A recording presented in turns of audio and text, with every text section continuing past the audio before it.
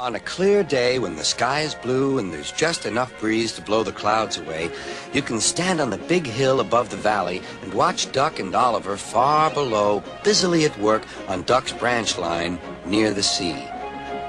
The two engines are very proud of their matching coats of gleaming color. Oliver often talks about the time that Douglas saved him from scrap. If it wasn't for his help, Oliver will say, I might have been caught when I ran away from the scrapyard, and I would never have come to live here on Sir Topham Hatt's railway. The other engines all wanted to know about Oliver's adventures. Amazing, remarked Henry. Oliver, said James, has resource. And sagacity, put in Gordon. What does that mean? Whispered Percy. I think, replied Thomas, it's about being clever and wise. He is, finished Gordon, an example to us all. I'm sorry to say that Oliver became very puffed up in the smoke box. Henry says I'm amazing. He's right. He whistled as he swooshed along the line. One day, Sir Topham Hatt came to see him. You are doing well. Now you must learn how to look after freight cars. Every wise engine knows that you cannot trust freight cars. The other engines warned Oliver, but he took no notice.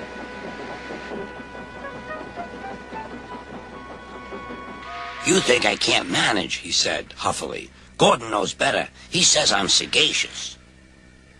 You may be good gracious or whatever you call it, but cars can be troublesome, and...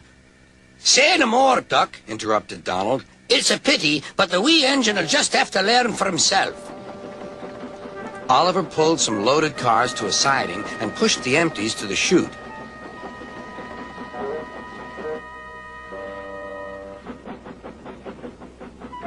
Then he came back to take the loaded cars away. But they were comfortable and didn't want to move. What right has he to poke his funnel in here? We want Duck. Or Donald. Or Douglas. Look sharp, puffed Oliver. That's not the way to speak, hissed the cars. We'll get even. Oliver heard nothing. The cars moved smoothly at first, then suddenly Oliver felt them push forward. His driver applied the brakes, but they were useless against the surging cars. On, yelled the cars. Oliver fought hard, but still they forced him on and on.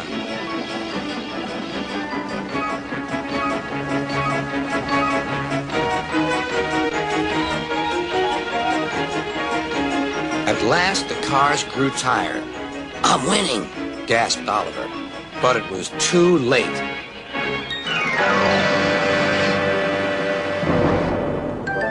Oliver lay bruised and bemused, bunkered down in the turntable well. Duck surveyed the damage. Hello, Oliver. Are you being a good gracious engine? Beg pardon, but we really don't like this sort of surprise. Donald and Douglas will miss their turntable until it is mended. That evening, Oliver was hauled gently to safety. I'm sorry, sir, he said to Sir Topham Hatt. I should have listened to Duck's advice. I don't feel good gracious or whatever it is. I just feel silly. Well, Oliver, replied Sir Topham Hatt, now you know the damage cars can do. Yes, I do, sir. I look like a load of scrap iron. Oh, I don't think so, laughed Sir Topham Hatt. But you do need to go to the works to be mended. The other engines now felt sorry for Oliver. The branch line won't be the same without you, whistled Duck. Come back soon. A few days later, Oliver did come back. His coat gleamed brighter than ever. He was a wiser engine, too, and never made a mistake about cars again.